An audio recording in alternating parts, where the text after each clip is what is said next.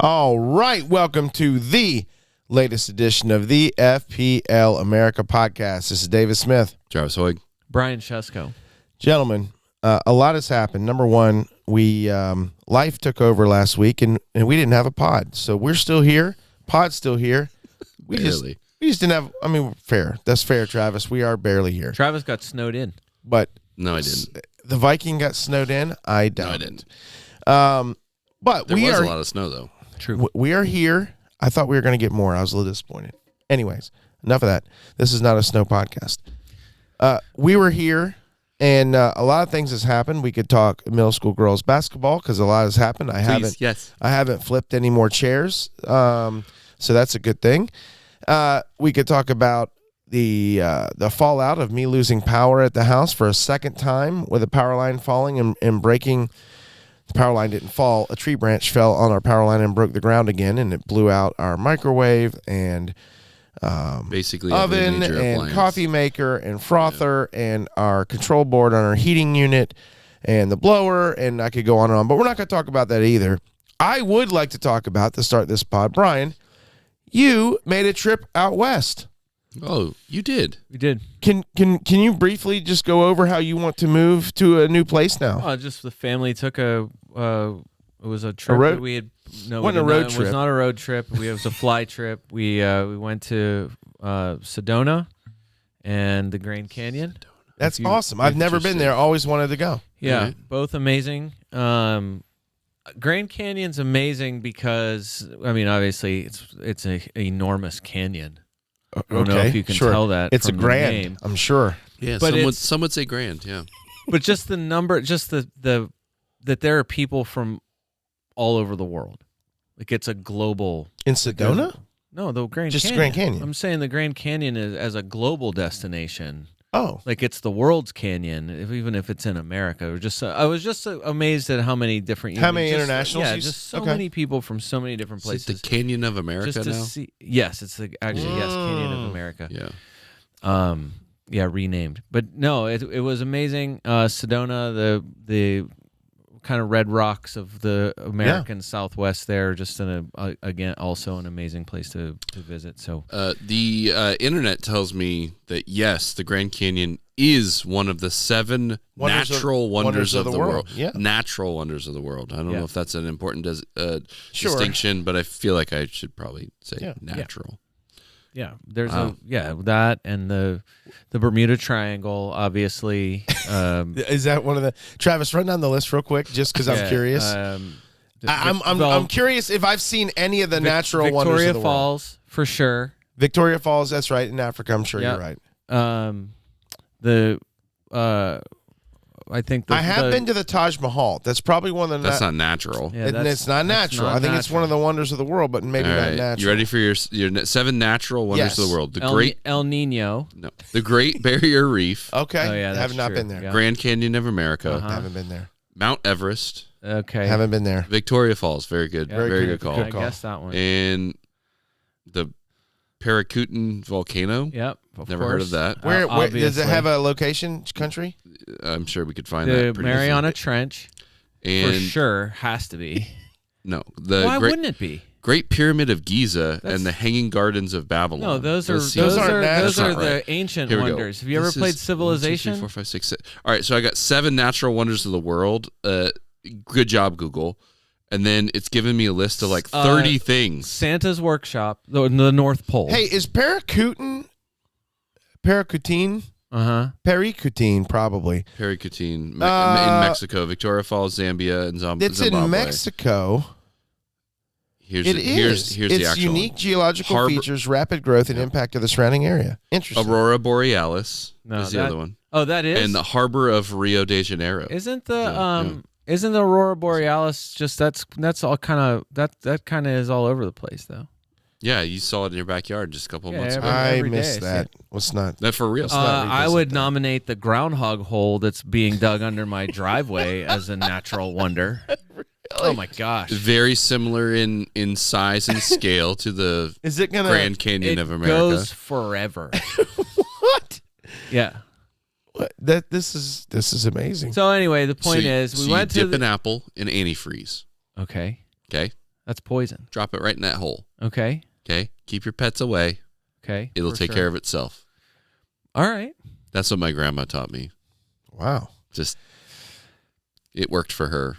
I would highly recommend. All right. Anything else? Highly recommend the going to trip the Grand do that. Canyon. Yeah. Like, did you go to multiple spots? No. Or what, like you went to one spot. Did you take a ride down the canyon on the back of a donkey? No. Ooh. So surprisingly, Wait, why not? It was as cold in Arizona No way. as here? it was here. No way. There was as much snow on the ground or more when we were there as Did you we think it got was just a here. desert all the time? No, I know that there's fluctuating temperatures. I Even didn't think in it the got desert, that cold there. But there was a lot of snow in particular while we were there, enough that one of the even one of the shorter trails that we had talked about doing was completely Snow closed, and the only way Interesting. to get to it was to take basically their tram to get to a Which is walking probably like area. $1 million a Yeah, person. well, and then and it was a longer wait, a longer ride, and so it was too many people with too many cold kids. Did you ever consider giving up and just coming home? We did. We thought about just letting them stay with a stranger to babysit. Nice. But also, there's It's something irresponsible about that. Yeah. What was your motivation to keep going? I think it was really just the natural wonder of the place was enough to just. It was jaw, like, inspiring it was enough, really Fully crazy. down, like inspiring enough to just the go whole and time. go. Man, I'm jealous. No, it was awesome, and I would say anybody, no matter where you are, it's worth a trip there. So, yeah. World citizens So we did that. go to That the was Grand Canyon. That was part of the reason why there was no FPL America podcast to Right. get this back on track. That was why part of the reason why we didn't do it is that we were traveling and then we came back to a winter storm.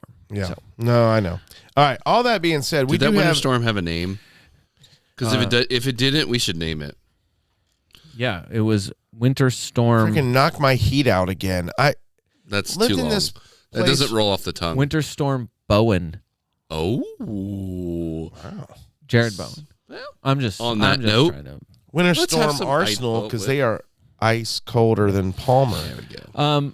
A lot right. happened since the last time we recorded. It's been multiple game weeks. We went through through a Yikes. double game week. We've now gone through a double game week and an extra, the game week 26. You got to see your team get a hilarious draw against Everton, a hilarious draw against Villa. Aston Villa, and There's nothing hilarious And an about either of them. absolute thrashing of your was a weird one. top nemesis. That is this true. week. There's a lot of FPL things that have happened, and so we're going to talk about those things. First thing we're going to do, Travis, top on the schedule there is.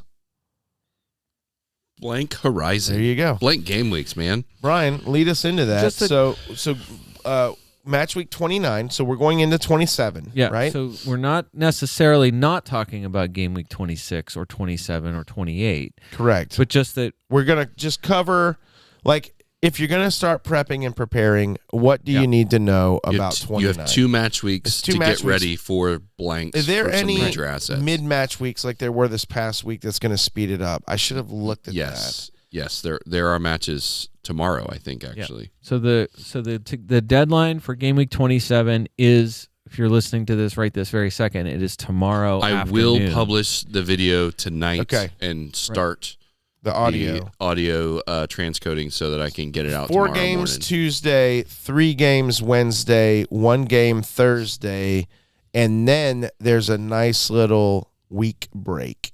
Okay. So We should have February paid attention. Then we could have just 27th. relaxed and actually recorded last week. February 27th, and then the next one is March 8th. So And I'm assuming that's to make room for the EFL Cup. Is that? it's the that sounds EFL Cup and the FA Cup, And I FA. think. Yeah, right? FA Cup week. Yeah, that makes sense.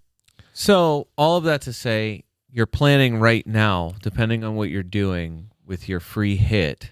If you've already used it, I don't know what to tell you. If you still have it and you're I already, think most people probably still have probably it. still have it. But Game Week 29 was one of the first places that you'd get a big blank, and the reason why it's big is just the quality and type of team that have the blank in that game week. Who are the teams? Liverpool. And it's not going to change anymore, right? Nope. It's set, It's right? set. Yeah. Liverpool, Aston Villa, Newcastle, and Crystal Palace. And Newcastle. So, and Newcastle. Did I say Crystal Palace? No. Also Liverpool. Liverpool, Newcastle, Crystal Palace, and Aston Villa. All Nice relevant. Nice try slipping Ipswich in there. All relevant fantasy teams. I have 6 blankers. So that's Isak and Lewis Hall. It's Mo Salah and Trent Alexander-Arnold. It's Morgan Rogers, and it's Daniel Munoz. So I have 5 blankers. for me, Doesn't matter that's how many 2 I have. transfers. Without taking a hit, 2 transfers gets me to 10 playable Game Week 29 players. I think that's good enough as far as I'm concerned. Barring injury, who knows? I might want to take a hit at that point. I don't know. That's fair. But the point is, 10 active players for Game Week 29 Which, is totally fine by yes. me. You've got 5. Yep. 2 transfers gets you to a full squad. Right. So That's Travis, you've got already 9 playable players. I think I only have 4 that are in trouble. So you're totally fine. So that's why I'm now, saying. again, that's a couple match weeks away. Right. Although it's not like it's a couple weeks away. So you're saying that you're thinking you would play 10 players rather than play your free hit. Yes. Every blank game week It's always that we have ever covered, every blank game week, it's There it the is. same. That's what I'm looking for. It's the same thing where if you can make it, I think the general rule has been if you can get 8. This has always been the battle between Scott and I for Right. ages. If you can get 8 or 9, even I would say that's like I don't think you want 7. I think 7 Right. is not enough. 7 if you can Oreos, because that's what I'm eating right now. Yes. If you can hear the packaging, The crunching. we still have them. Yes. Yum. Because they don't I'm go going bad. to eat them all. They would survive a Holocaust. But No, a nuclear explosion, not Holocaust. That's horrible. that's Nuclear explosion. That's roaches. Well, no, what's wrong? Nuclear That's Holocaust. that's cockroach. Anyways, The point is, it's always been like 8. I think is the 8 is the lowest number that you can. I would say because that's 3 players. Like, what are 3 players going to do for you usually? At least 6 points generally. Right. So that's good math. But no, I mean it's not enough to go blowing up your team. And if you save a free hit for one of the numerous double game weeks later, That's what I was trying to get you to. Do we know when those doubles are happening? Because they're not we know currently 32. listed. Yeah, we know for sure. So 32. Back to the Ben Crellin podcast. We know for sure that Newcastle and Crystal Palace double in game week 32. He is calling it game week 33 a likely double game week for minimum Newcastle, Manchester City, Manchester United, and Bournemouth. Okay. That is likely double game week for those 4 teams. Possible double game week for basically the rest of the league. Jeez. In So- 33? In game week 33. So 33 could There's be some a good massive matchups week. there too. Right. The only teams, Arsenal at Ipswich in 33. Yeah. Oh, think of who else. We can't score. It doesn't matter. But neither can they. only Maybe. so like for example, They can. in 33, only Liverpool, Chelsea, Spurs, and Everton. Those are the only 4 teams that right now will definitely not double in game week 33. The rest of the league, it's possible. We talked about this the last time we potted. You will know the results of everything. You will know how this will shake out by the game week 30 deadline. Okay. So all the rest of this stuff is still TBD. All right. But you will know in game week 30 what the remainder of the season looks like. I'm going to pretend like you're Ben Crellin because Okay. we have yet to be able to get him on this podcast. Ben Crellin is doing fantastic, by the way, He's amazing. as usual. So, Ben, is there a chance that there's another double or blank match week? I wonder if I could get his face AI'd onto Yes. Brian. likely he is saying 34. It is likely that there's a blank. And is it going to be a massive blank or a little blank? Likely for Villa, City, Manchester United, and Bournemouth. So the teams that double in 32. Teams that are likely to double in 33. Or 33, okay. Are likely to blank in game week 34. Okay. And then it's also possible for game week 37 to be a blank game week for someone. It is likely, but not a big blank. It's likely for game week 36 to be a double game week for someone. Okay. Wow. There's a lot. Hold on to your free hit. That's what we're talking about. That's the point. Survive 29 if you can. All the chip strategy, but the chip strategy, and this is part of the reason why, we ended up because of the way the assistant manager chip. Because of the way that all of a sudden, let me complain about that more. All of a sudden, the double game weeks showing up in game week 24, that happened. Like I said, we recorded that. Even on Wednesday or something like that, before game week 24, and it comes out on Thursday, and it was late Thursday or Friday where that information was finally known. Like, hey, this is double for Liverpool, double for Everton had the double, and then Liverpool and Villa doubled in 25. And then right they're like, hey, here's the brand new assistant manager chip. Right. So the assistant manager chip, that was for me. My decision to use that came in right away because I was like, if I use it now, it won't clog up later. It saves my triple captain. It saves this free hit. It gives me a chance later, down the line, I can use 100%. My wild card 100%. Later. And also bench boost, which I kind of like a forgotten chip. Sure. I think at this point because of all of the hubbub around the other ones. So would you consider then supplementing 8 players or more with an assistant manager in 29? That seems reasonable because you get 29, 30, and 31.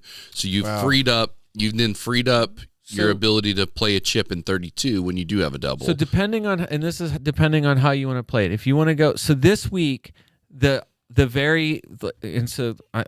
beneficiary of this directly. By the way, 117 from you this week. It was a good score. Jeez. But the assistant manager, the average. The assistant manager formula from 24 to 26 was Moyes, Emery, Glasner, which is exactly. That's what I did. So you were right where you needed to be. We talked about table bonuses. It's one of the luckiest. I'm saying that is one of the luckiest outcomes. Because part of that was it was strategic. It was the Moyes thrashing for the first part of the double game week with the unlikeliest draw against Liverpool shouldn't have happened. A draw that by either I don't want to talk about that, so don't. Right, don't but I'm saying by fouls and by time wasting and all of the stuff that went on, and Michael Oliver extra time, 5 minutes of extra. Exactly. So Michael Oliver is crooked. I don't know if he's crooked, but that was a really poor performance. Right. So that's what I'm saying. That I'm looking at that as I'm in the airport as I'm seeing Tarkowski's. I couldn't even watch the game. I'm seeing it on the Gamecast on ESPN, and I was screaming. It was wild. It really was crazy. Wild. Yeah. I'm they did it. They did it. They did it. They did it. As I'm trying to eat steak shake. What's Shake Shack? What's the burger place? It's shake steak and ale. Not what I. Steak and Shake. Yeah, you just referenced steak and ale. Yeah. That is an amazing reference. You don't even know what it is. So the point is that is amazing. I know Steak and Shake's shoestring with French fries. I can't believe you just referenced steak and ale. But I'm saying that you have that's the name of the pod. I swear on my life. You had Moyes. Know what that is. I'm saying that Moyes ends up being the winner in the first double game week. Right. And then I think the decision in the double 25 for Villa and Liverpool, some people went straight back to slot. I was really tempted to, because I thought it would be a reaction from Liverpool that they would just be, because they're so angry, that they would have a big reaction. And no, Emery ends up being even with the disappointing result. Did they lose or draw? They drew. They drew Ipswich. Oh no, I'm saying I think they lost to Ipswich. Did they? Yeah, I'm pretty sure it was one. I think it was 1-0. You may be right. I think they lost to Ipswich. Only there was a way. Where are you at? But the draw. They drew Ipswich 1-1. Okay, so the draw against Ipswich, at least you got a goal, but that's 1-1. a bad result. Yeah. But even with that, the table bonus in the draw against Liverpool means that Emery comes out on top of that one. It wasn't even just a draw. It was a draw against 10 men for an entire half. They played against 10 men. Oh, yeah. Yeah, that was bad. Yeah, that is bad. Yeah. Yeah, and then this week, there was the safe picks. I still am fascinated There's the table bonus with picks. your manager selection this week, which was Glasner. All right. Honestly, it paints a picture of the way that he approaches things versus the way that you approach things. And I don't mean that as as a slight, because he obviously did exactly what he needed to do. But his strategy made sense compared to your choices. It makes sense after the fact. Your choices, which made sense at the front end, moment, right? It made sense based off of what the sheep teams are doing, right? What would normally make sense? You look for this type of matchup, right? Right. Except for that type of matchup works for picking outfield players, not for picking the assistant manager. I just never. Whereas you focused on table bonus, you focused on goals, clean sheets, even this week, like the decision to go with Glasner ultimately was a belief that Crystal Palace is very good. And it was their away form that they hadn't lost in 7 away games or something like that. So even a draw against Fulham was worth a table bonus. And so I said I briefly kicked around. That's a really good point. I think it was McKenna. So it was Ipswich, thinking they were playing Spurs this week. And I was like, Spurs are kind of beat up. And Ipswich had just come off that big result against Aston Villa, and thinking they're playing at home, but I just couldn't do it. But my final decision was it came down to Glasner and Hertzler from Brighton. Yeah, and that was because I just thought would have been a really good one. Well, it was 19. I'm pretty sure Hertzler was worth 19. Glasner ends up topping 20. He was worth 20. So it was just, it still would have been. Either way, it would have been good. Still would have been good. Glasner ends up being a great pick. And it's just unbelievable. It's a good. I think it was a good flipping. But it's a good experiment for anybody who went early on it. I think there are plenty of content creators that were like, I just can't jump into the assistant manager right now. I hate this chip, by the way, and I want to. So do you think it'll stay? I want to see how it plays. It will stay. It absolutely will stay because the FPL doesn't change anything. They just did. That's the whole point. First thing they've changed ever.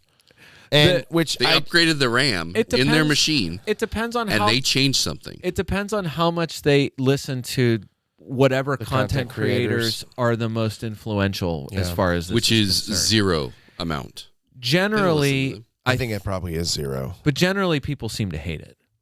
I think the overwhelming sense I get, at least from the content that I digest, is that this is an infuriating chip. It's too swingy, and I think people hate it. Okay, and we can discuss this. This is a perfect time to discuss it. I've hated this chip from the inception, mainly because you don't like change. I was playing against. You don't like managers. I was playing against other people earlier on, like the people who jumped on the double slot. Yeah, the double Liverpool. Well, it was 4. If your brother got four matches out of slot. 5. Well.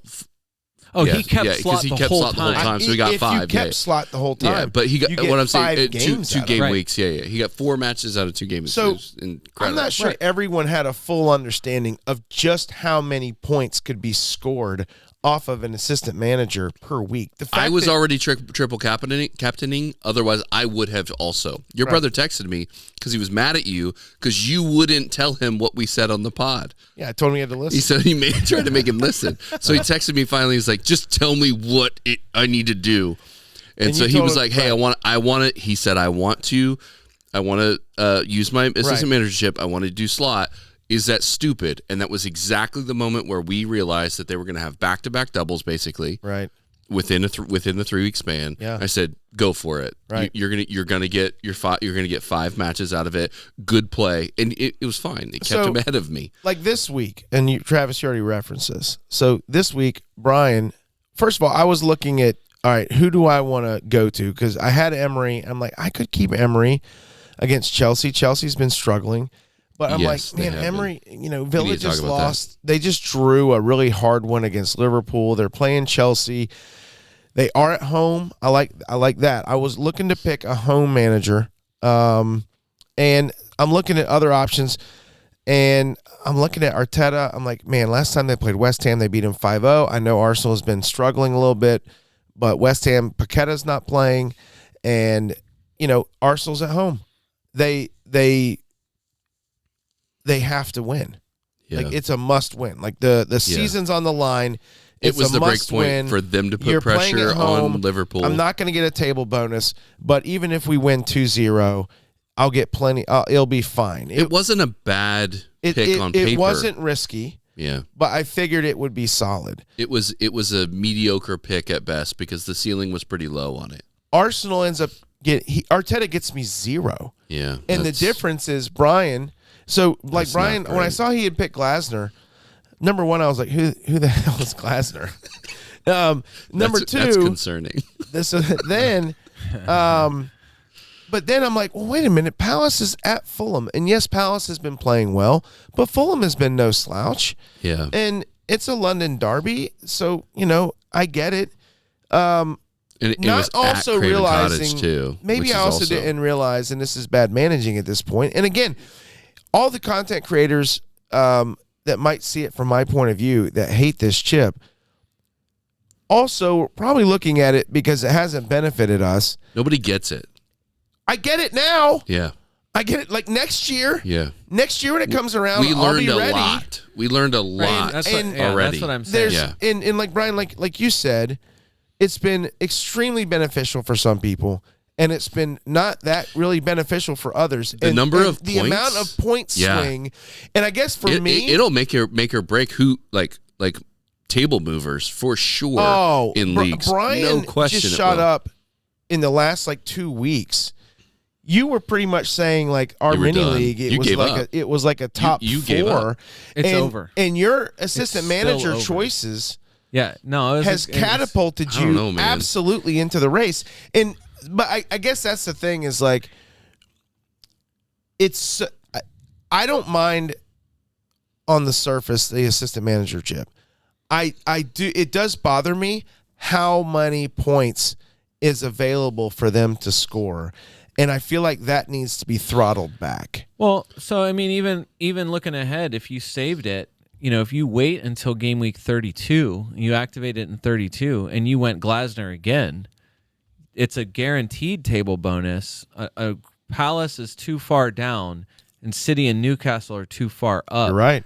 That it's a near certainty that Glasner would get a table bonus in 32.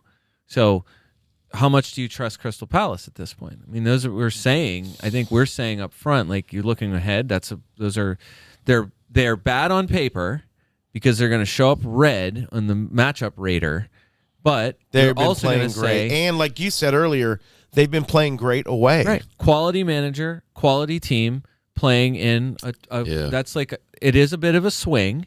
Because they could lose those games 2-0 as easily as they could win or draw either one of them. But I love the idea of evaluating a team's form and the likelihood that they will score or win a match. Or draw. You can draw and still get a table bonus. They will get a result, right? That they'll get a result in the match. I love the idea that you're not trying to go so granular to find the player that's going to do the thing that you want them to do to score. I love the broad nature of evaluating teams and matchups because it's not the manager, right? It's the team as a whole, right? It's the performance of the team. So you don't have to pick the guy that scores the goals, or you don't have to worry about, they scored 12 goals, but it was 12 different players. So, I'm not getting buku points. Right. You're getting them all. Right. I love that idea. And even betting on the underdog, right? Like with the table bonus. I think for me, all the backlash is about this is a different way of thinking than most creators have trained themselves to think up to this point, and that is the backlash, right? That's a backlash. It's not because it's bad. It's because it's too different from the way that we have been trained to think. Yeah. And I, for one, I like it because, frankly, that's the way that I want to approach everything. Is okay. First and foremost, when I'm trying to figure out who do I want to bring in, that's how I think about it. I think about, okay, and I think you do too, and that's why you've been so successful with that assistant managership.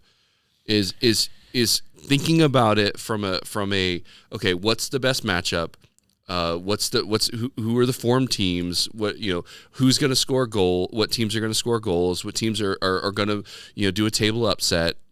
Like the table upset maybe less so, but are more likely to win a match, right? And I think a lot of people do that, innately, but they don't do that systematically in a way such that they would pinpoint an assistant manager from that, right? Because their end goal is to find a player to target, not a team and manager to target, right? And so if you just be lazy and stop partway through that process, it can work. It absolutely can work. But you are very different in the way that you approach it, and that's what I was kind of getting to, is that you're looking for the player that's on form. You're looking for the guy that has shown up week after week after week and giving you points. You're looking for matchups to an extent, but you're starting with players and then kind of working backwards, whereas with the assistant manager, you have to start with teams, otherwise it doesn't make sense. For what it's worth, Ben Krellen's assistant manager chip was played, and he picked Arteta this week too. I think that's what I'm saying. A lot of people. Smart people. What I'm saying is it's swingy in the sense that there was plenty of people who were like, "How do you want to play it? Do you want to play it safe? Safe choice is Arteta. That was safe. They're playing. That was absolutely playing safe. West Ham at home. This seems to be as safe of a choice as you can have.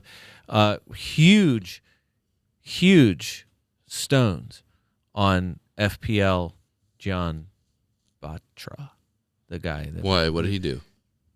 picked Graham Potter as his assistant manager. Really? Wow. Yep. Also That's a big one. Also worth 19. Wow. His assessment, and what I was wild. going to say, what I thought we might get to at some point is that because West Ham has been such a bogey team for Arsenal every season, regardless of how good or bad either of them We'll are. get to that later.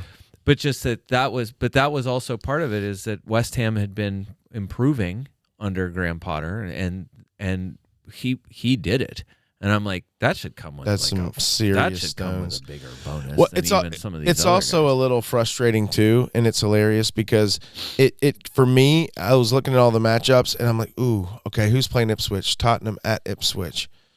Postecoglou, Arteta. Arteta's at home to West Ham. Right. Postecoglou's on the road. It could be good Spurs, could be bad Spurs. It is against Ipswich. And so what's hilarious is as I'm watching the games, Ipswich scores first, and I'm like, oh, glad I didn't pick Dodged a bullet. Postecoglou. Yeah.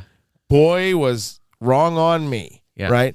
So I say It's all that to say 4-1. this. Guess who's playing this week? Spurs, or I say that within 2 days. Spurs and City. Guess who's up for a bonus? Yeah. Is Postecoglou, a table bonus. So where are you? Tottenham How many weeks do you have left? Are you done with your chip? Or you still? This is my last week of the Okay. chip, right? And I'm going to use my transfer this week. I don't have to use it on anyone Yeah. else. So who I'm you going to use my thinking? transfer. Well, so I'm looking at it and I'm like, You're thinking Postecoglou, huh? Postecoglou City, that's Tottenham for the last, as long as I can remember, been a bogey team for City, no matter who they have. Yeah. Although City just comes off a thrashing at Liverpool, they are playing at Spurs. Yeah. So I'm That looking doesn't at help. it. And you're shaking your head, Brian. You're London like, Stadium is not a hard place to go. No, to. I'm saying I wouldn't be concerned about Manchester City. right. Oh, right. Yeah, So- especially. Do we know if Holland is even back? I mean, who knows? I mean, he wasn't even dressed out. Honestly, right? No. Yeah, he was on So- he was And in the stands. and we're 3 days later. yeah. So I would be surprised. Like, I guess we could find out. I don't if know he's that matters training. because he's not doing. And all I don't that even much, know but- if that does matter. Yeah. But I tell you, Marmoush. I tell you looks what, I'm probably going to go incredible. with that. Honestly, like Marmoush is incredible. I need to I go- don't know about that. let's be honest. Spurs could easily beat City 4-0. They could also lose 4-0. And They could lose 14-0. like they have such a manic capacity. if you're going for a table bonus or a table, is that what we're calling it? A table bonus? Table bonus. If we're going for a table bonus this week, you know, Forest, Arsenal's at Forest. You're not going to get it there. Everton could because they're too close.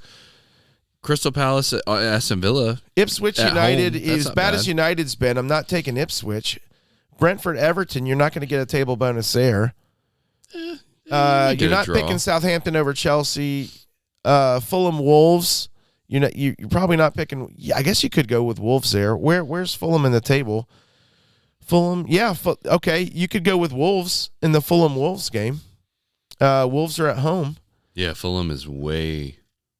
Palace, Villa, 7 points. Right, it's another Glasner. It's another Glasner. It's another Glasner. I like the Palace option. Villa. No, this is I think the decision making, especially like down the road, and this is why kind of to come back to game week 29. Like it's the reason why you wouldn't, if you still have assistant manager, you wouldn't use it in 29 because it's 29, 30, 31. I think you would use it, but again, it also depends on did you triple captain or not, which I have not. You have now. So that frees up that chip. Dude, that was an insane triple captain. Have you bench boosted yet? Because that's part of your planning down the road. You preferably want to use that in a double free hit, and so that's why I'm saying like there's a lot. There's so many factors in what chips you've already used, what chips you have remaining, and how you want to like by game week 30, you'll have the clear picture of what the end of the season looks like. So. But knowing that when you activate assistant manager, it's active for 3 weeks, and you can't activate any other chips. Yeah. So that's the challenge with using it is kind of knowing how and when, and so it worked out this time for using it early. What do you if you went risky? That's the thing. Do you have it for one more week? No, that's it. This was it. I got so that's why I said in. I went. It went Moyes, Emery, Glasner. So since you've had the luck of the Irish with these picks or you've had great strategy, it's a combination of both, we could easily say. What's your pick this week? What would be your pick this week? I mean, because that's what he's going to do. Yeah, I mean, it's his choices. Why not? I would do. No, I mean, it's like the big Spurs. Swings. I mean, that's the thing. Is it Spurs? Is it Palace? Does Everton get a? Do they get a table bonus? Everton's at Brentford. No, they are up so high in the table. It's now not a table bonus. It's not worth it then. So no, you I'm don't. going. You don't do that. I need to shoot for the moon here. Would do. Oh, honestly, I like the Crystal Palace. Honestly, I was gonna say Wolves. Wolves Fulham. An ascending team. Yeah. A home game against Fulham. That's one that you could. I mean. Yeah, I like the Wolves Fulham matchup. It would be putting these things in a hat and saying like, or you could say too, I'm going Maresca. Chelsea, even if they're horrible, Southampton is by far one of the worst teams you've ever seen in the Premier Chelsea League. Could score 6. Is that your point? Chelsea absolutely could smash their them form to absolute horrible. Bits. I know. They do have a decent run leading up to Arsenal though with Southampton and Leicester at home. Like, that's what you need when you're in a slump. You're right. You need to play Southampton and Leicester at home. Well, Brian. And that's why I'm saying... Hold on, Mr. Glasner last week. But what I'm saying, part of that is... I mean, that's why I'm saying Hertzler was a consideration for me, even though they were away at Southampton. Because of the way Brighton is playing, it was just like, they could thrash them. And they did. Hertzler was worth a billion points, too. And so I think you have that same thing. Horrible Chelsea team... at least in form, but nothing like playing a Southampton team to break you out of some form. Right. It's fixtures. I mean, that seems to be the other rule that people seem to follow is fixtures breed form. And so Chelsea's about to play the 2 worst teams in the league back to back. Yeah, I don't mind that. So, Maresca is good again, one, you could try that. Where would you think that's the best? Wolves or Chelsea? That's your pick. Yeah, I like that. I would put. You're taking Spurs off the table. No, I would put those names in a hat and pick one blindly, and either. I don't have a pen, otherwise I would. I have a pen. I'm saying I intentionally each time. To me, it was if I'm not shooting for the table bonus, then what am I doing? All right, I'm shooting for the table bonus. Right. So in that case, it would Wolves. be either Wolves. It would be either Wolves it would or be Spurs. Pereira or Ange.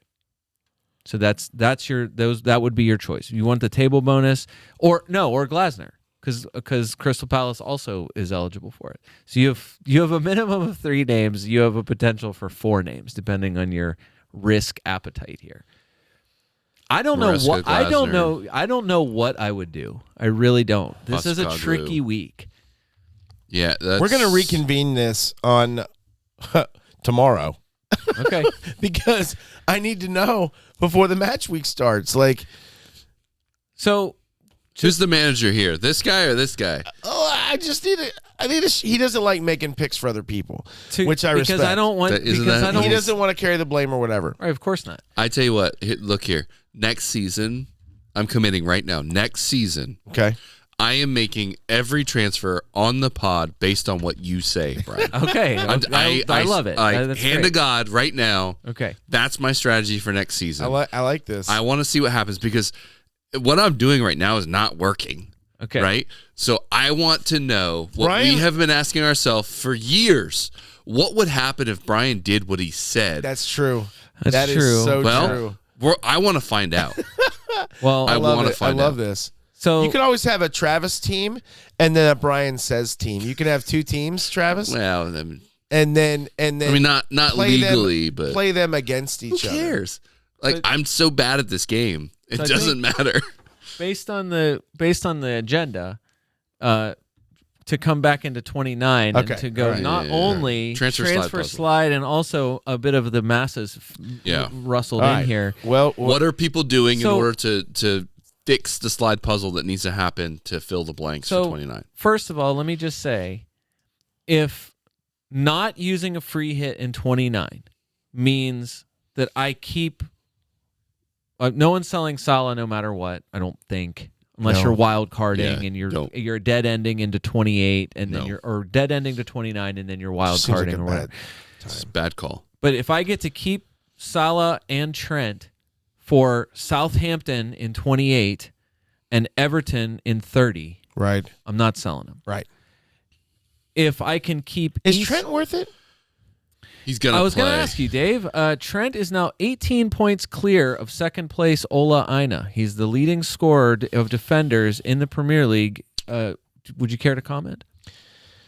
And he had a hockey assist this week. But okay. It's Liverpool's clean sheets he's been getting. It's not because he's been lighting it. Yeah, he scored a goal. He scored against Villa, but okay. That's great. Come on, guys. The last time he scored was he scored against Villa and he had the hockey assist against City before he was substituted. But so I mean he's involved for sure. On the season he's getting torched. On the season he's got 2 goals and 6 assists in 26 matches. I wouldn't count matches. I'd count minutes because he had limited minutes too. So I just throwing it out there. It is 26 matches, but it's also limited minutes within those matches. He's worth it if money is no object. And it is an object. And it is an object. And so could you have 7-4? Yeah, he's expensive. That's bad. To me, he has been a non-negotiable, non-sale. So here's my question. He's also extremely expensive. And that hurt weeks ago. So here's my question, and I've been wanting to ask this.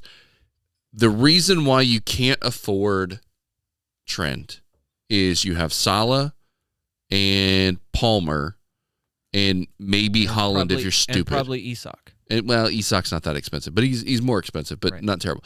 So my question is this. You could have Phil Foden, who's got you nothing in the last 3 Correct. weeks. But I did have him when he was I did smoking hot. Yeah. Palmer. Mm-hmm. The team's form matches his form. He's now gone, 2 weeks without anything? Or he's 3 gone. weeks now? He's gone. In the last 5 match weeks, he's given you 1 return. Yeah, 4 of the last. So my question is he worth holding for his value? Because if you sold him, you could afford Trent. Right, which lots of people are selling Palmer. But also... And getting back to what we were just talking about 5 minutes ago, their next 2 match weeks, home, yeah, they look Southampton, really good. Home, I was going to say Leicester. To me, you hold him. He is a captain's choice over the next 2 matches. Why I was even with his poor form, he's still captain. Right. To I don't know me, about that. selling Cole Palmer, I agree. I have him, and I do not plan on selling him. But it's a question that needs to be asked. for sure. He's the third most transferred out for midfielders so far this game week, which I would just say is wild with Southampton and Leicester back-to-back in 28-20. And 27-28 plus Chelsea play. Even if it's Arsenal, Chelsea do play a game in 29. So to me, whether you're free hitting, wild carding, whatever, Just you're keep probably him. going to put him back Just in keep because Salah's not playing that game. Right. Yeah. So but that's part of it. 29. I also like people selling Isak last week. Certainly hate it. What are you doing? Probably, depending on who they brought in. If you bought Cunha, you're probably Okay. not as mad. Yeah. If you brought Wissa in, you're probably not as upset. And But still, those are definitely the people you're moving. those are to, for fine sure. choices. Yeah, yeah. But if you get to keep Isak for West Ham in 28, and then coming out of after 29, Brentford in 30, a home game against Brentford. Like, I'm not selling Isak for those games if I don't have to. If I can keep Daniel Munoz, or if you have Mateta, or even Eze, for Ipswich in 28 and Southampton in 30, Yeah. you're not selling, you're buying. Right. You're buying the Crystal Palace assets right now. Right. So I think that's the bigger issue. Like, I would play game week 29 with 10 players before I'm selling any of those players. Agree. For the sake of trying to fill out a full team in game week 29. Absolutely. So that's why, like, I for thought you me, said earlier you were selling Isak and buying Beto. Isn't that what you said? I was on a Oreo high. The sugar from the Oreo kicked in, and I started coming up with all kinds of crazy stuff. Do you buy everyone? The masses. A lot of people are buying Vissa back this week. Now Vissa did get a goal, and he should have got an assist, but he did not. It's just he had gone 4 match weeks without pointing, I would just say, and then he against a horribly wet toilet paper Leicester, he gets 8 points. I would say, Never heard that phrase. Think about how weak that is. no. I would just say Wissa as unlucky last few weeks as you can possibly have, and I would say the reason why I went to Wissa was because it's basically for the longest time it had been him, and it's like him and Isak and Raul for big chances, for shots, for a lot of these, like, kind of the underlying numbers. He's been extremely good, and like finally it happened this week. He should have had more in the last few weeks. He just didn't. So, like, it was playing the matchups. I think that was more of it. Was just, I think Brentford. That's why I went to Mbuemo and Wissa together. And Bumo and Wissa. I know. But Again, also, like, along with your 117-point massive week with Glasner, you also went to Bumo and Vissa this week, which massively cashed in. Yeah. I think I saw too that the Glasner Munoz double up was like a extremely small. I tell you what's wild. A lot of people had. people. I saw this one guy, bless his heart. The amount of points he had on his bench was insane. He might have set an FPL record, and Munoz was one of the guys on his bench. For me, as the masses are selling people off, selling Morgan Rogers, I think My Morgan bench is terrible. Morgan Rogers, I am totally on board. I don't. So I have 20 points on my the bench. tough thing with Morgan Rogers is he's extremely good.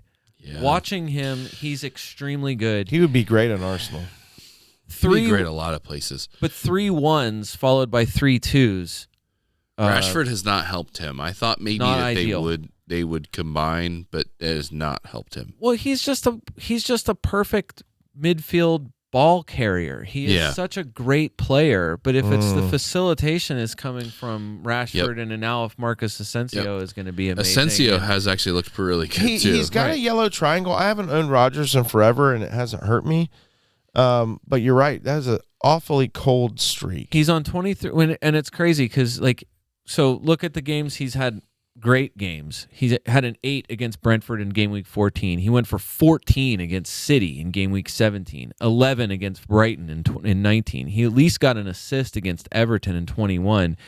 He finishes with a 2 on a 0.83 XG against Ipswich.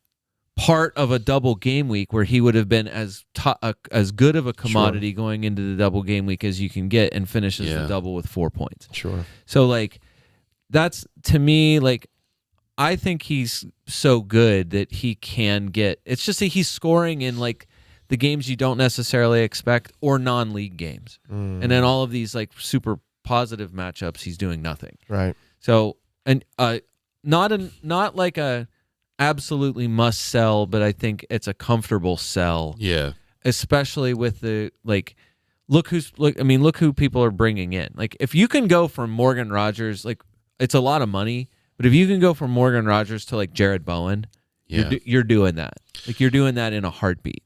If you can go from Morgan Rogers to Bumo, you're doing that. If you don't have Bumo for whatever reason now, you can easily do that. But even even Clivert or Semenyo, I would. Would you rather have Bumo over the next few weeks, or Phil Foden? I know it sounds like such a stupid question. I think that Manchester City is so pathetic. They just feel so pathetic, and for whatever reason, Tottenham and Forest aren't really. Foden looked like he was picking up form, and then just like back to nothing again. Yeah, he's got no help.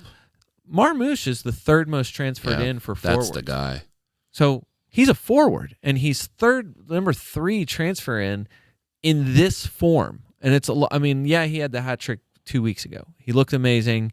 He looked really good against Liverpool. Jared Bowen. Right. Jared Had Bowen. one chalked off. Jared Bowen is a great transfer. Doku didn't look in this week. Wait, or was it Savinho who dribbled past Trent 14 times? Doku. Okay, right. Doku was great at dribbling past Trent. But that's all he does. That's all he did. Just dribble. So it was tap, disappointing because and then it was lose he the gets ball. a lot of touches in the box. Oh, he does. And then does nothing and then with lose the ball, or pass it to no one, or pass it to someone and they lose it. It was his end product was terrible, but he looked pretty good doing it. But Marmoush at least put the ball in the net, even though he was offsides. But that finish was great. Yeah, but I think like in the next few weeks, like if West Ham gets, they finished up Arsenal. He went 10. I think Bowen's gone 10-10. Yeah. So, you love the bonus points. I think it's pretty well confirmed. Luis Paqueta is not playing he's out for a bit. It's not season ending, but he's out for weeks. Jared Bowen will be the penalty taker while Paqueta is out. So that's even a bigger boost to what he offers you. He plays in game week 29, and West Ham goes on a home Leicester, home Newcastle, at Everton, at Wolves in the next 4 game weeks. I might take Jared Bowen is such an obvious choice. I might take a hit to bring Bowen in this week. I'm serious. He's such an obvious pick at this moment right now. I totally understand why he's a top transfer. I would rather have Bowen this week. Were they home to Leicester? Yes. I'd rather have Bowen this week than Phil Foden at Tottenham. Yeah. Just so you know, Rodgers did go down tonight, and Bowen went up tonight already. So just throwing those two out there because we talked about them. I love losing money. I love losing money twice. Mm-mm. No, so just looking through the schedule, that's the thing. Like, do you want to take a risk on? Like, I know a trendy pick this week is Pedro Neto. From Chelsea, just because of Chelsea's fixtures. He generated a ton of the creativity. He took a decent number of shots. When Neto's been out there, he's been good, but that's been the caveat with him, is when he's been out there. Mm-hmm. So you could take a risk on that. Like I said, a lot of people are selling Cole Palmer.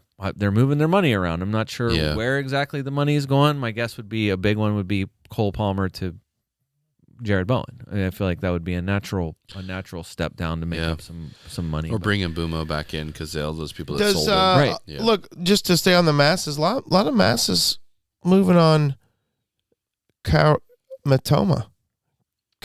Matoma is as hot of a player as there is right now. But what about how in he's the last playing? 6 weeks, 10-12 Also good. in the last 6 weeks. 10-12, 2-1, 10-8. He's been great. He has been absolutely on fire. Should we give him some looks as they're up next coming? Their next two home matches are home, or their next two matches at home. Home Bournemouth, home Fulham. Neither one are complete pushovers. No. And then they're against the massive pushover of Manchester City. It's a red matchup. When they're at City in match week 29. I'd avoid it. I don't think their matchups are particularly great. Home to Bournemouth is, I mean, you want them, if you're going to play Bournemouth, you want to play them at home. It's a South Coast derby. Fulham's tough. City can be tough. Villa can be tough. Crystal Palace can be tough. Like their next 5 aren't awesome. Well, that's the big derby. Oh, which one? The Game week 31. M29 derby. 23, 28, A23. What is it, Brian? 23. It's the M23. Yeah. M23 derby. No, but they're okay. Sign me up. It's fine. I think it's more that I don't understand why that bothers you so much. I think it's more that Brighton is. It's the most ridiculous derby of all time. It's a road. Like it's like the they are it's not like close. This is a London the club, I-81 derby. I mean, it's like saying the what's the road? I-81. What's the road that crosses the U.S.? Route 66. Route 66 derby. Between Los Angeles Rams versus the New York Giants. They're on the same road. Same road. I mean, this is not an NFL podcast.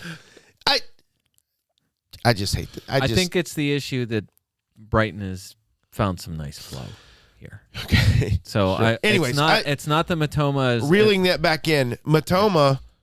Would you rather own Matoma or Bowen?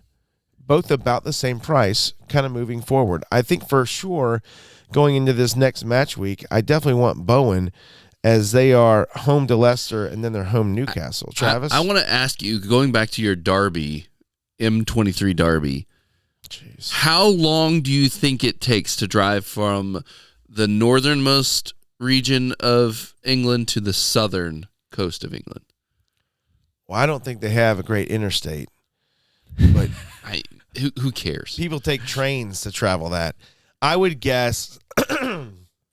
Are we talking about Scotland or are we just talking about England? No, just England. Just the country of England. I would say, like, to go from Manchester down to Brighton, it's probably about 8 to 10 hours. A drive. It probably is, actually. But from the northernmost to the southernmost is 14 hours. Like, that's a decent drive, but that's not that far. That's in a country. I was going to say it's here to Orlando. That's a country that's that they're also driving like across. If you went to the entire country, Eastern Virginia, and went from Bristol to the coast to Newport News, it's going to take you, or Virginia Beach, probably 6-8 hours. No, it's going to take longer than that. It from where we live to get to the beach is at least 4 hours. No. To Virginia Beach, it's close. I made that drive a lot. It's close, but yeah, it's not quite 4 hours. Okay, so 3.5. Yeah, you can do it in 3. Okay, that's it. 460 goes from pretty here much straight to Bristol. To is at least 3. You can do it in 3, Leadfoot. Yeah, seriously. I lived there. All right, I made that trip a lot. All right, are we still talking about the masses, or do we cover? Yeah, well, I think we pretty much established what we're I'm saying that seeing. I think that the moves, like a side discussion, which something I know FPL Raptor has brought up, and this has been a point of discussion for a while now. One of the shakeups, something he recommended this week was, what if you were only able to captain a player, say, 5 times in a season, maximum? I like just as a way of shaking up your thing. You like it now, but if you actually had to do it, you no, hated it as much I as actually the like manager. that. I think it's that just in the last 2 seasons, like having a perma captain Holland and this season Salah. perma captain Oh, yeah. Salah Right. is kind of. He's on pace to score more goals than Alan Shearer did. Talk about having in a great most year. Most goals in a single season. I mean, Right. it's incredible. So I'm just saying, like, I'm saying that has changed. Like, now this is one of the first weeks where you have a less good matchup for Salah against a spunky Newcastle or whatever. You're not sure exactly what you're going to get. And a very clearly, like, the matchup could not be better for a team that's out of form. Because that is my dilemma this week is, whether to captain Cole Palmer. I still have Palmer. Right. And I think it's going to come down to the wire. I might really just think so. Might swing for the fences on that one again. But I'm saying, like, otherwise, like, if you're making a move this week, I'm guessing it's either a reaction to the guys who were the heavy hitters this week, or it's for a player who's playing in 29. I mean, I don't really see what the other option here is. I'm definitely captaining Salah this week, even though I would not fault anyone. I just looked at Salah's numbers and I'm like, God bless. I mean, look at the top 6 transfers in for defenders. Daniel Munoz, totally understandable. Crushed this week. Yep. Looks fantastic, which I got some numbers on that, by the way. Aaron Wan-Bissaka. Crushed Had a very good week this week, but he hasn't been good. You never would have. First of all, what? You wouldn't have played him against Arsenal if you had him. Correct. And then on top of that, it's not like he's been doing extremely good. You're right. In fantasy points. You're right. He's been having a very good season. Munoz has been having good fantasy Right. points. Munoz looks good. Mark Cucurella. Why?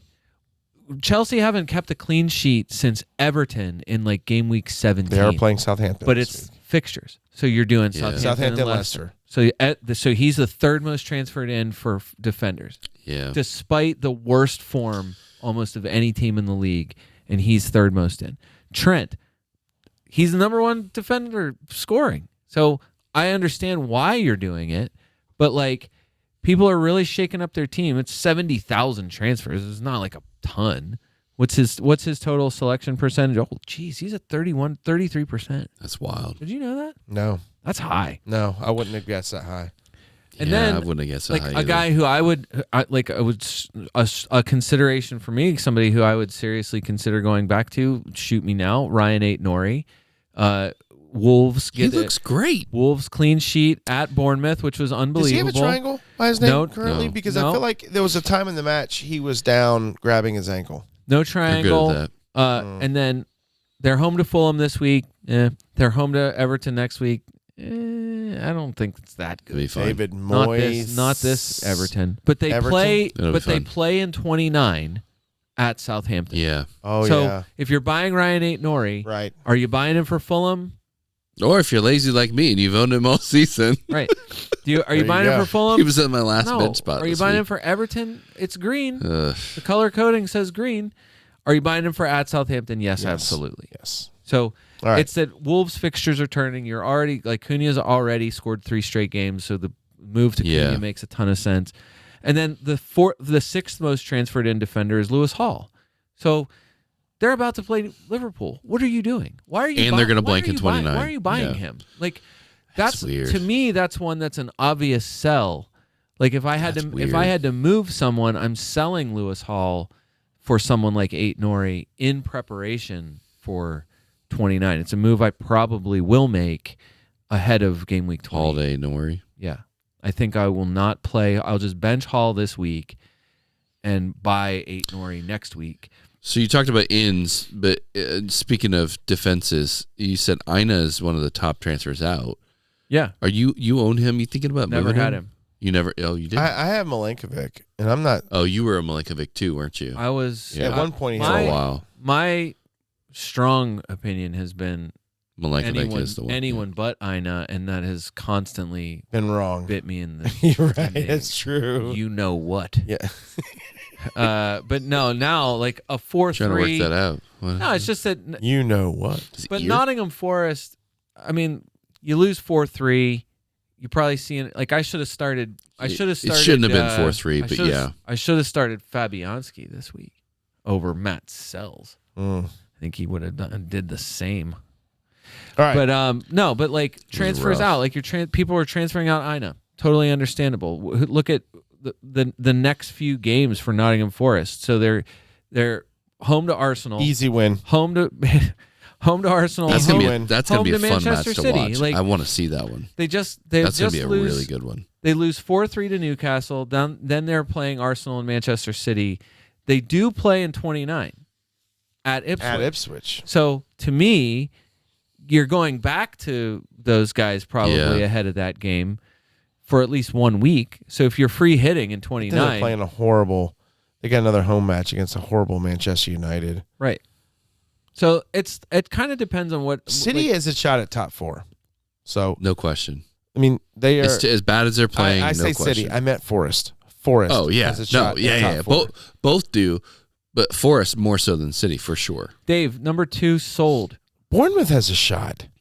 Dave, they're If 1 they keep point playing, behind City and yeah. Newcastle. Dave, your guy, Gabriel, second most transferred out for defenders. Do you still have Gabriel?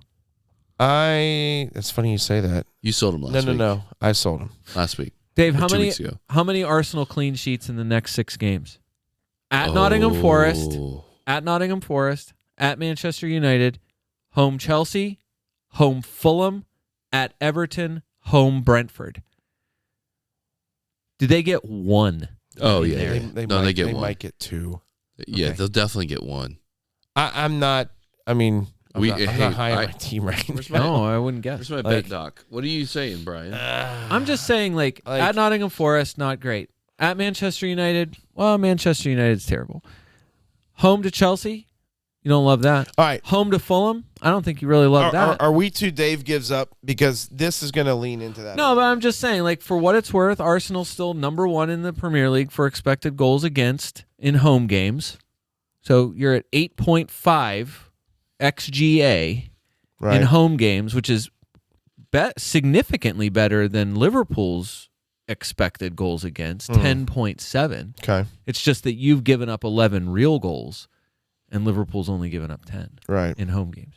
And you're third best for expected goals allowed away. So defensively, by the numbers, you're still doing great. You just suck in real life.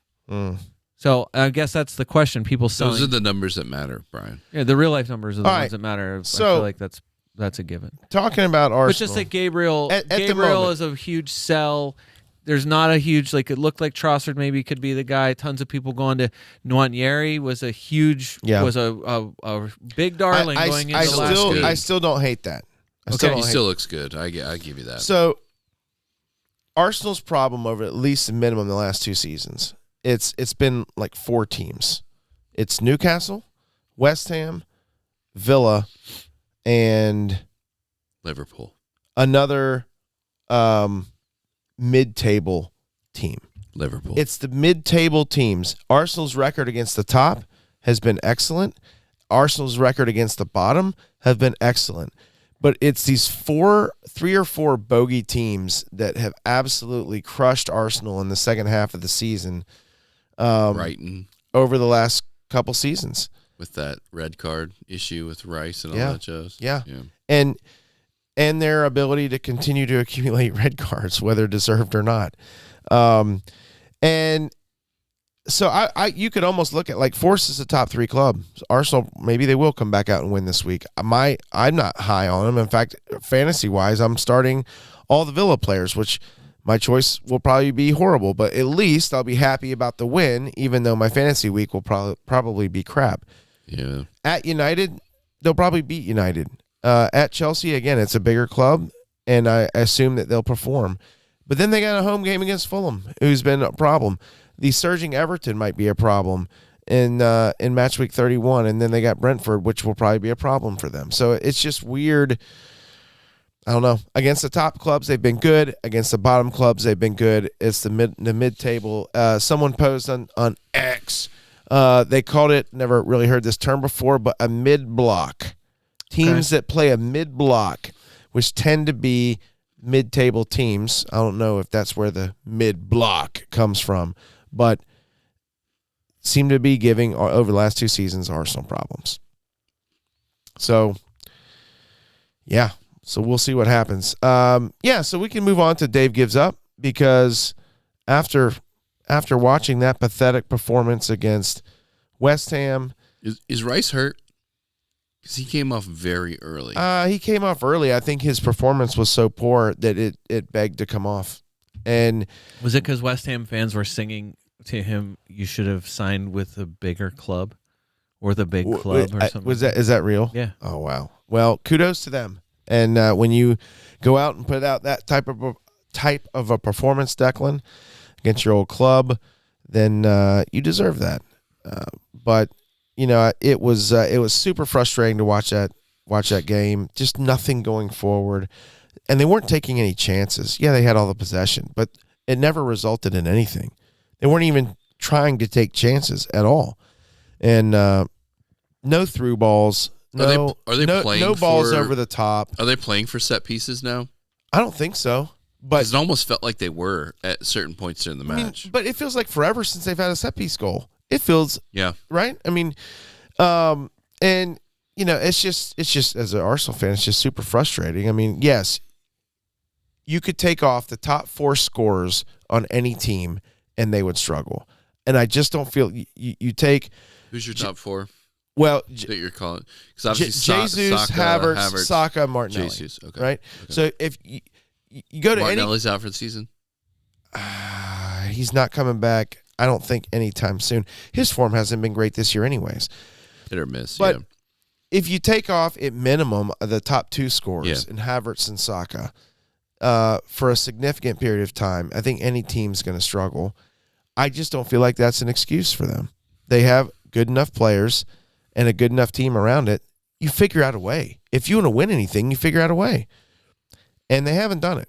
And I don't think it's it could be a strategy thing. I don't know. I mean, managers make mistakes. But I think it seems like it's a performance thing. They just didn't get out there and perform. And, it just seemed like a classic case of West Ham wanted it more. And as of February 8th, the expectation is that Gabriel Martinelli will miss a month. Yeah. Okay.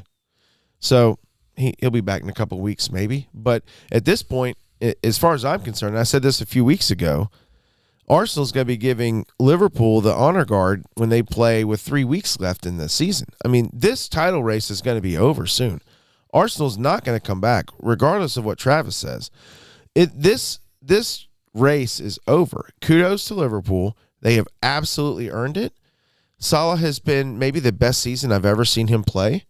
And so anyways, this is interesting. As we go into the Liverpool City match after Arsenal lost, I'm like, man, I just hope Liverpool thrash City. And they just embarrassed City. That 2-0 scoreline's flattering to City.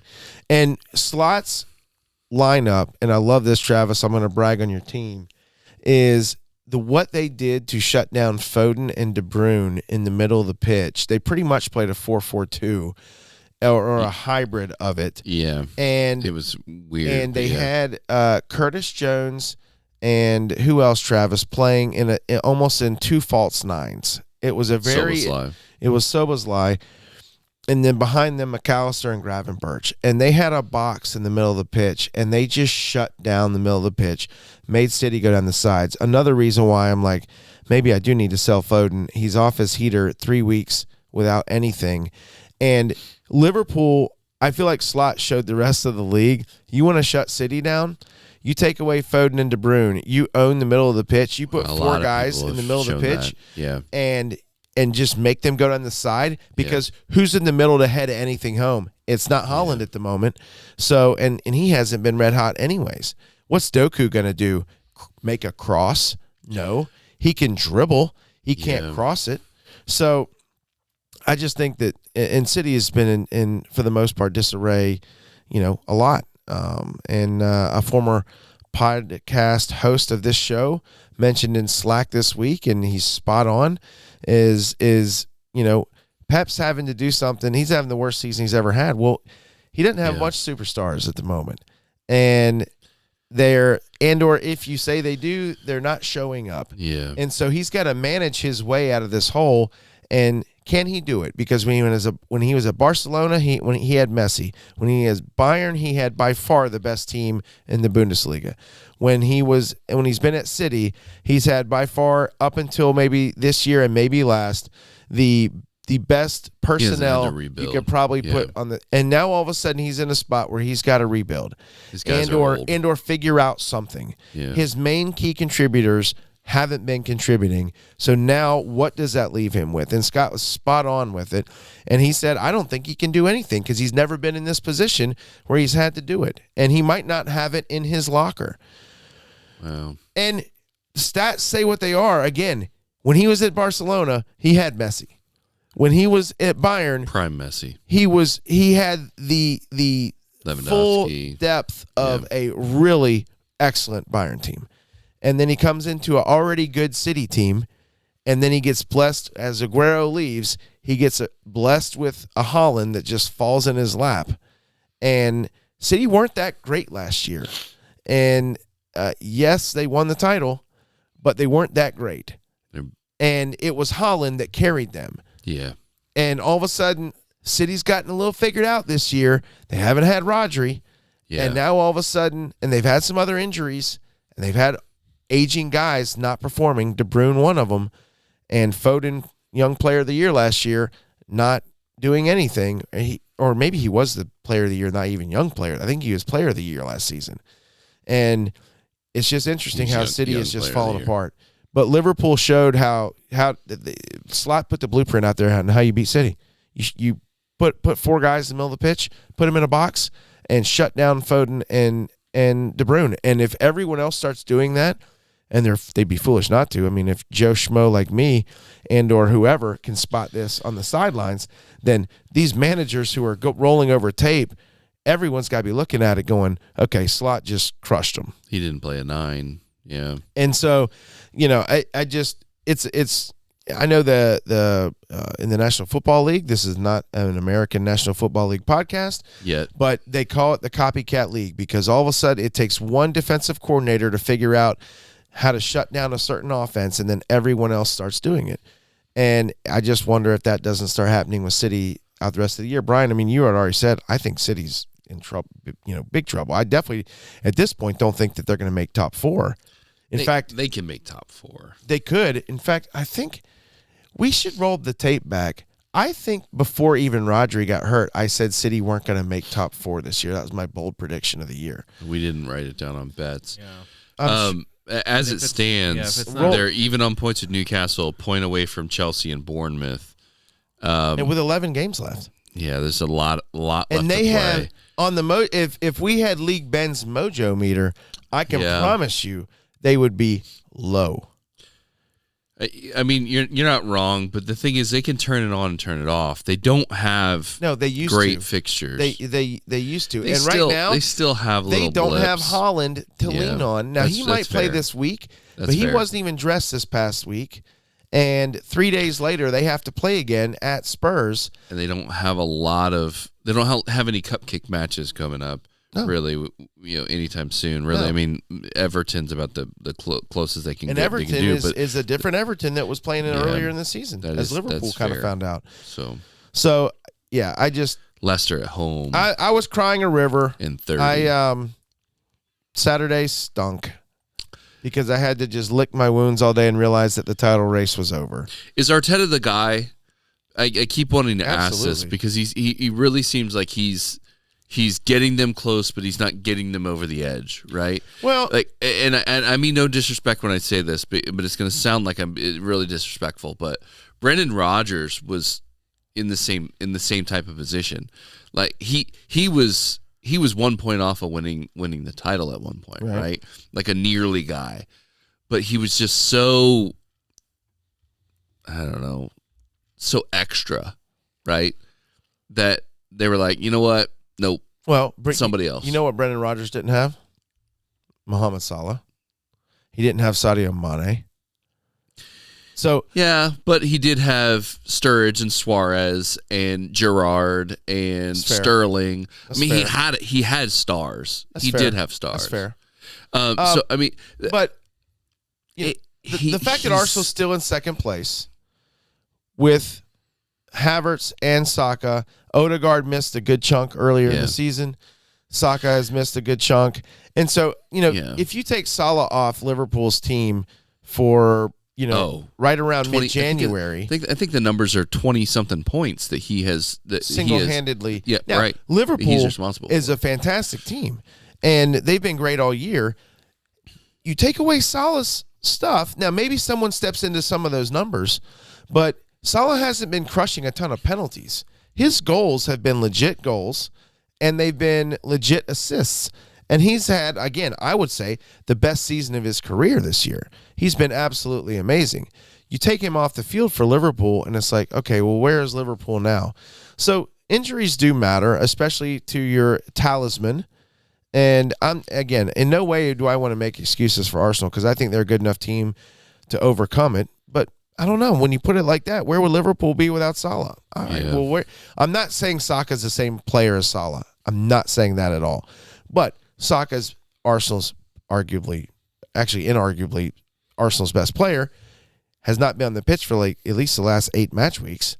And Arsenal's kind of struggled to get some results. So, yes, Arteta's a guy. Absolutely. And they're still in it in the Champions League. You know, if we can, Saka might be back if by the time they have to play one of the Madrids, if they get past PSV Eindhoven. Yeah. So, you know, who knows? I mean, can he give you 60 minutes? Even could he come on and give you 30? Probably. You're relying on that. You're clutching at straws, though. And I want to hear your take on this. Have you heard the Arteta cooks chicken at halftime story? An unnamed Arsenal player who left Arsenal in January 2022 has described Mikel Arteta as a quite peculiar character in an interview with Barstool Sport. It was a game against Liverpool. 4-0 we lost. During halftime, he didn't even speak. He brought out a grill, a chicken breast, and covered the smoke alarm. He cooked it there and ate it there.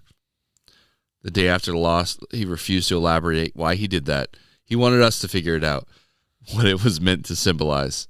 I still don't know to this day. That's easy. I can tell you what it symbolizes. The players that left during that time period were basically Kolasinac, Callum Chambers, and Aubameyang were the 3 big ones. So it's likely one of them, probably Aubameyang. I mean, if we're being honest, right? But that was a 21-22 season. Mm-hmm. Is he really that weird? Maybe. I mean, I actually kind of love it. What? I'm serious. Your team's performing. You go into halftime. You get out a grill and start grilling some chicken. Because they're all playing like a bunch of chickens. I mean, they were 1-0 down at that point. He was symbolizing Liverpool was eating the chicken that y'all are putting out there. Okay. I think it's fantastic. Yeah. I mean, if you're getting smoked like that. It resulted in Liverpool scoring 3 additional goals and beating them 4-0. Yeah. Oh, Lord. Dave, he's still the guy, though. Dave, he's the guy. West Ham Central, really great for insulting non-West Ham teams. This is my favorite part of the pod when Brian tells me all the Twitter. Yes, keep going, Brian. Cannot believe we've just beaten the league champions. Yes, they had Isak out. Still impressive. It's really funny. Okay, that's excellent. You have to admit. That's great. Pretty good. Even you have to admit. No, that's fantastic. Beating the league champions. That's Travis, I would love to know behind the scenes during that January window, what's Arteta saying? What's the board saying? Yeah. And why did you not buy a striker? It's easy to say now. Right. So many people have said that. Sure. But it's not just been this January. It was the summer. It was last January. Agree. Like, how do you go 3 windows without buying a striker? Again, great question. Now, that's coming from a team that has only one striker. They've invested a lot in defense, right? They've gone out and got Calafiori. Yeah. They went and got Timber. In past windows, they got Tomiyasu, who can never stay healthy. The poor guy. I mean, I feel horrible for him. And a few others, I think. Midfielders. Rice came in at that point. Yeah. Rice was a big one. So, you know, it's they went and got Marino. So they got players. You just got to show up and play. And yes, it hurts when you don't have your best offensive players. But, you know, again, you're a big club. Figure it out. You're still in second place somehow. Liverpool beat City with no striker. Right. They played Curtis Jones and Dominic Szoboszlai. Again, it was a 4-4-2. Who was playing? Who was playing? But that's what I'm saying. Like, it was Diaz and Diaz was on the left, on the right. He was all over the place. Like Jones was up front Does Diaz more. even have a position? It does feel like he's a left winger everywhere. He's a left winger, but yeah, he runs like crazy. Anyways, all right. It was a weird formation. Night moves. Night moves. Let's move on. Let me say this: you've given up, but I have not. I will state that. Absolutely given up. Here, so stats will tell you Liverpool has given up a 10-point lead and lost the title on 3 occasions in Premier League history. Okay, so the largest lead that has ever been given up by a team at this stage is 13. So Man, who gave that up? Do you know? Newcastle. was it Newcastle? Arsenal ended up winning. I think it was United. Gave it up to Arsenal in '98. I think is what it was. All that to say, statistically, mathematically, it's theirs to lose, but they could lose it. They could absolutely lose it. And so I do not like the number of people that are giving the title to Liverpool right now. That's because you're a Liverpool guy, but common sense and everything else says I tend to agree. It is over. Roy Keane has given his 2 cents, and he says Sir Alex would say, score 2 goals every game, and you win the title from here on out. For Liverpool. Well, that's what he told United, Right. all the titles that they won. Gotcha. And that's how he motivated his team. Score 2 goals a game from here on out, you win the title. Because at minimum, you're drawing. Right. Exactly. Yep. Which I think is still true. I'd love to see that happening on the form that Salah is in. Can do it. I think they can do it. Oh my gosh. Defensively, we got a lot to figure out, but we held strong against a City team. It's fine. I did not expect that to happen, but I just want to be on record to say, while everyone else is celebrating, the Liverpool fans are chanting that they're going to win the league. I understand the optimism, but I do not concede that we have won the league at this stage. They have a won long it. ways to go. They have deserved it. So Crown we'll the see. champs. We will see how it goes. Crown. I would love to see it happen. Crown the champs. But I just want to go on record Crown for the that. champs, Liverpool. Night moves and captains. Let's talk about that. So I have made a couple of moves already. I did not do it tonight. Pod moves. I did not do them on the pod. I did them yesterday, actually. I Such was a one of the unfortunate souls that still owned Phil Foden after he had done absolutely nothing. I moved from Foden to a Boomo, whatever his name is. Brian. Boomo. Brentford Brian. Yep. And I moved from Cody Gakpo to Cunha, back to Cunha. So I've owned both those players prior to this. Cut them loose. Probably should have kept them both and not made those moves. I was drawn in by the doubles on Gakpo. I got some pretty good scores out of him, but this last game week where it was doubles and he got nothing was kind of disappointing. So Brian, moves. So this week it's going to be just because I'm mostly fine with the defenders that I have. I think especially, like I said, Lewis Hall can go. I think I might keep him though to play in game week 28 because they're at West Ham. Okay. I think that's still a matchup you can it's still useful. So Newcastle can win that match. Arsenal couldn't, but Newcastle probably can. True. He's less of a priority to move on in my mind than Morgan Rogers. By the way, hold on. Freeze Go that ahead. just because I saw something that you did pick the Palace at Fulham after Fulham had come off beating Forest 2-1 and Newcastle 2-1. You looked at them and said, because I'm still fascinated with the Glasner thing, I can't move off of, but I just saw Fulham's last 2 weeks That's before a fixation.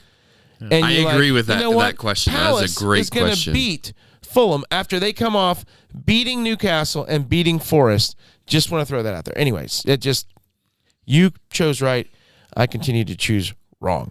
No, I mean look at the away form for Crystal Palace, even all the way through. I mean, look how far back you have to go in away games before you see something that's bad. I know. You already covered that. I just wanted to throw that blip out there. Just since game week 8, they lost at Nottingham Forest 1-0 in game week 8. Otherwise, they have drawn or won every other away game since. And you only needed a draw because of the table. This is the table bonus positions. All right. So keep going, bro. That So for me, I like that. It's Morgan Rogers out. I have $1.8 in the bank, so I have $7.1 to spend on a midfielder, which is either going Matoma. So it really is disappointing to me that 0.3. There's a 0.3 gap to Jared Bowen, so that's frustrating. Yeah. So it's either Matoma with less good matchups, or it's Semenyo. I love that guy. I really do. But for all his huffing and puffing, he's just not doing enough. Yeah. And, All right. But I think everyone that went to Bournemouth this week in any capacity was disappointed. You don't expect a red card. I certainly don't think anyone who went to because even Kepa was a top transfer in this week. He did really good actually. But you lose 1-0 to Wolves at home. Yeah. Even a man down, it's still not great. So I don't think anybody expected it. The guy I would have been on Dango for most of the time, but now with so much news about Evan Nielsen getting closer to returning. You think that he's not going to be striker anymore? It's not so much that because he's still playing well.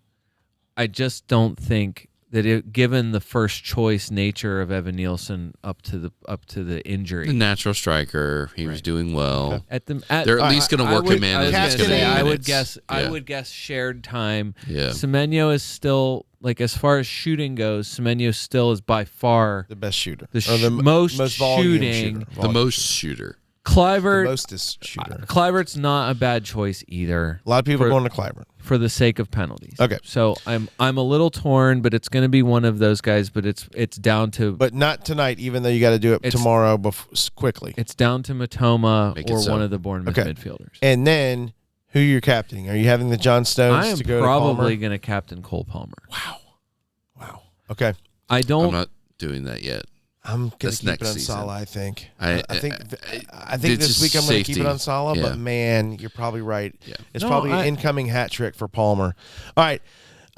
Travis, you say who you're going to captain? Salah, probably. Okay. Still. All right, gentlemen, I think I'm going to do this. Spurs are coming off 3 wins. Okay. Against Brentford, United, and Ipswich. In those games, Postecoglou, 10, 9, and 10. In those games, he is eligible for a table bonus this week.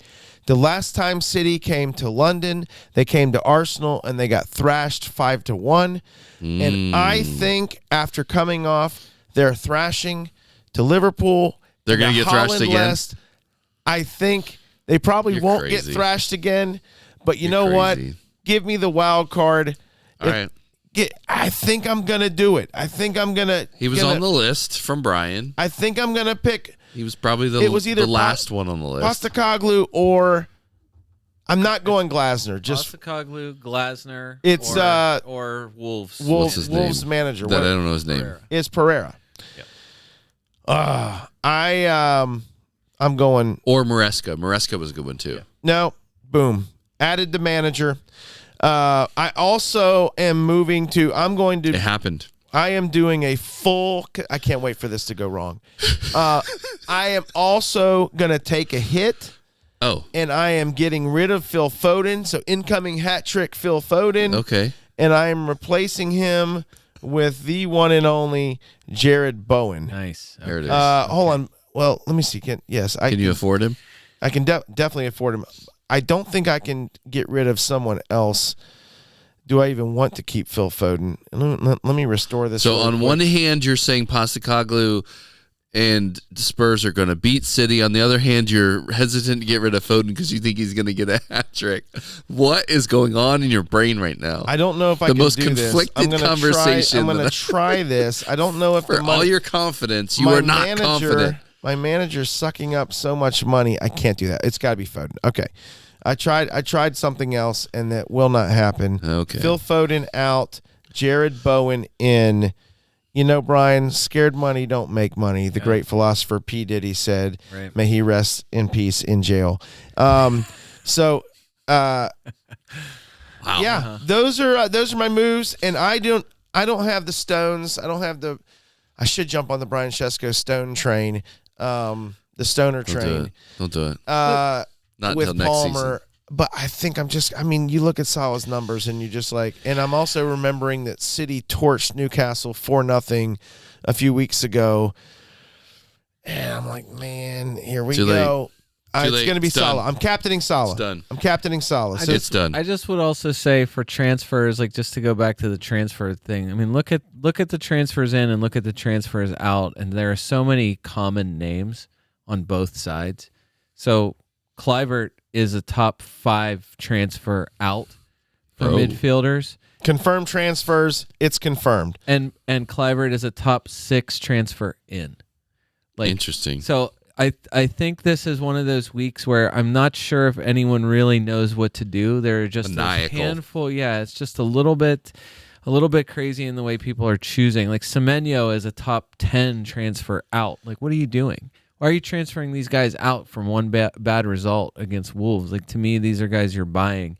Foden a transfer out, Elanga, Trossard, I get that. Luis Diaz is a top transfer out. Yeah. Totally understandable.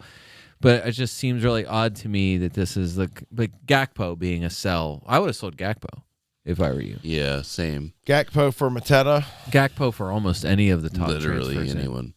Gakpo, Cunha, Holland, Mateta, Beto. Chris Wood is Lot your of guys. third most transferred out for forwards this year. I don't get that. Chris That doesn't Wood. make any sense. Chris Wood's starting. Right, that's what I'm saying. He's going to get a hat trick against Arsenal.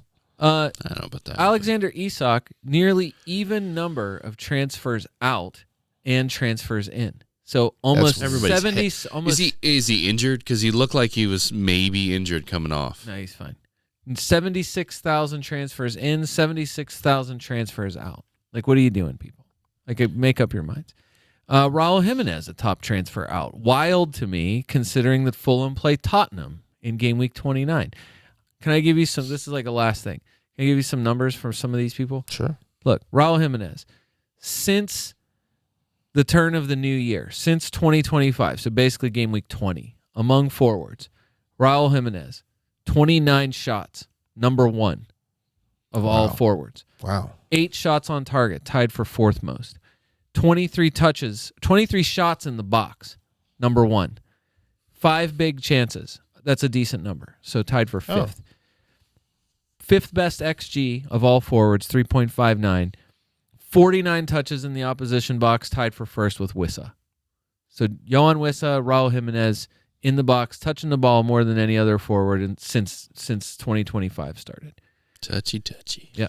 Plus, he's still decently creative. Like, to me, I know. It's just in the last 7 match weeks, he's given me 2 returns. I know. Yeah. It's not, but that's the thing. It's like 6 match weeks. I'm saying I understand the move. Like, Cunha scored 3 in a row. Totally understandable why. Like, you cannot. To me, if he's getting back to form, I understand completely why you're going to him. But to me, it seems like the gap between 5.7 or whatever he is, Raul, and 7.1, I think, Cunha, like, that's not necessarily an easy gap to make up. I'm going to Cunha next week. Gakpo Right. out, Cunha Right. in next week. So if you're selling Gakpo, if you're selling, but that's the thing. If you're selling Gakpo to go to Cunha, totally fine. If you're selling Gakpo to go to, like, if you're selling Isak to go to, No.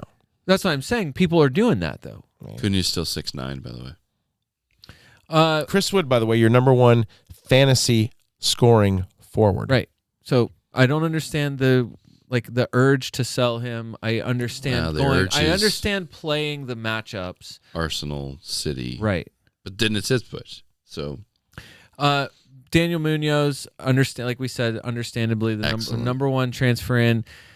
I'm surprised to see Munoz has taken just 4 shots in 2025. So since game week 20, for all of the heat map talk about Munoz, that's typically like the thing that's pointed out Is he for him. Dokuing a lot?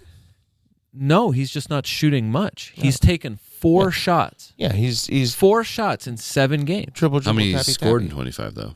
Right. No, that's why I'm saying he scored scored this week. 3. Like that's why I'm saying he's in the positions to he's 3 getting, and 4 in the season. Travis, 3 Right. goals, 4 assists. He's Yeah, but how getting many up in? there to get to be in scoring positions. Right. I'm just saying it seems odd to me to see that he's only taken for example, Matson for Aston Villa has taken 4 shots and he's played half the minutes. Oh yeah.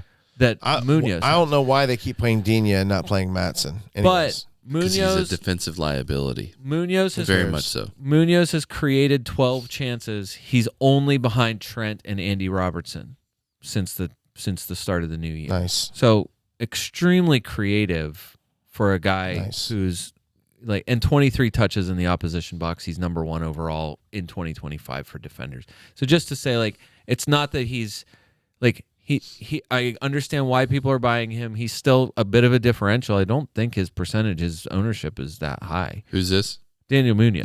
9.5. Oh, it's up. So that's getting closer to 10. That's still less than 10. It's still low. Dave, you had Juan Bissaka. You don't have him anymore? Oh, I haven't had him in a long time. It's like, I guess I'm not going to him. Not going to him. He's creating. And he's playing. That's one return in like the last 13 right, that's games. the one thing with him. I was surprised. He's the 6th best defender in 2025 for chances created, and he's playing more advanced. West Ham has been playing better. So it's not to me. It's not a ton of points. He's only in the top 20. He's on 35 points since game week 20. That's not a lot. He's top 20-ish. So I think it's just price is okay, whatever. And then people are selling Kirkez a ton.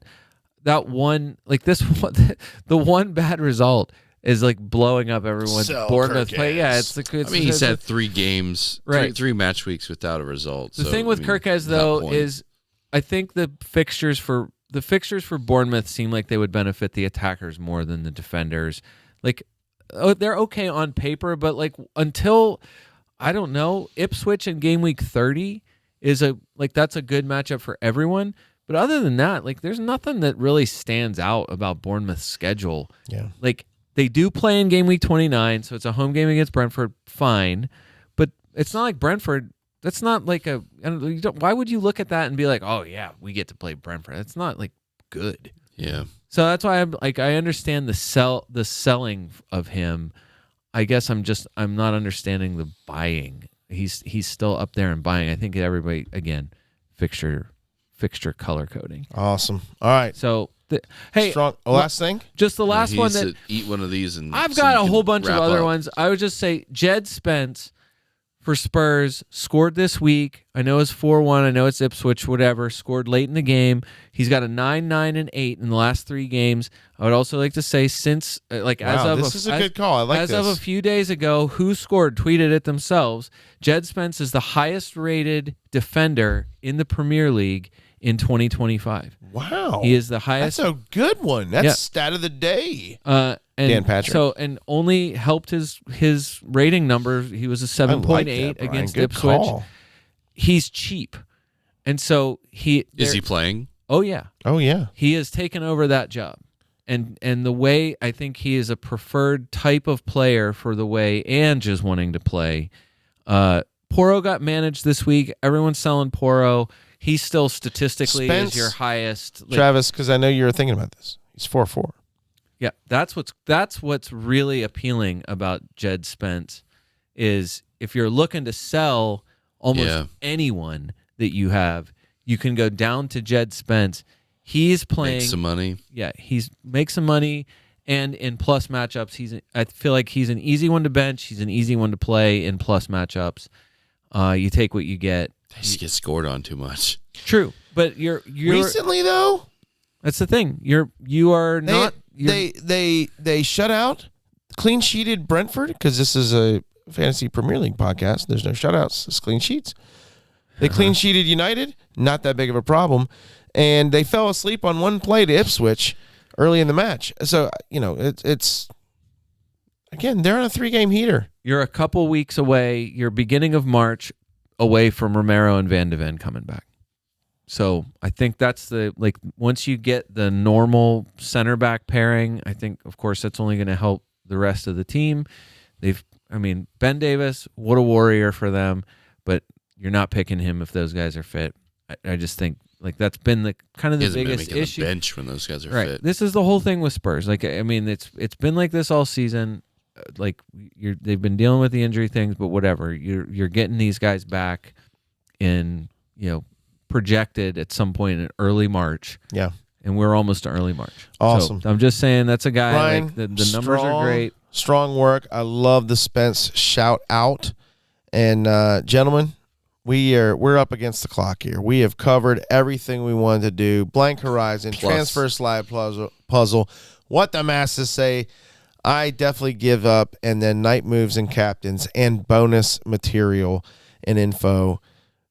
well done. I cannot wait to watch how Spurs, even though they're coming off a 3-game heater, is going to awaken the dragon in Manchester City. I hope to God that does not happen. I am rolling the dice with Postecoglou, and I really hope they drop a 4-0 bagel on City. That will be absolutely amazing. Good luck, everyone. Hope you have the John Stones to Captain Palmer. I do not, as Brian does for the FPL America podcast. This is David Smith. Until next time.